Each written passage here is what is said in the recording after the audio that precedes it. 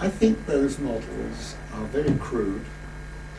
They don't claim to be more than crude models, and I think they work because crudely they're right.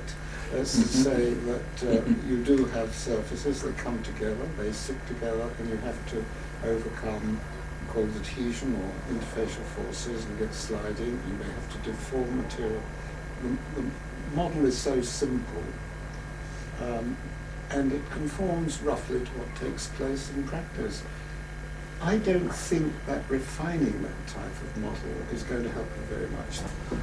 I mean, there have been attempts to make more sense of it. For example, there's been this very nice work which Oxley has done, and you've done it before, but he didn't know you've done it, in which he takes a wedge and moves it against a metal at the surface, and you get the plastic deformation as a sort of wave that travels forward. And then he says, well, that's plasticity. Now let me put an interfacial friction on the face of the surface that moves along. He puts that in, and as a first order, you can add the two processes together and get a resultant that agrees with the observed force. As to say, you're adding, as it were, a friction and a deformation term growth.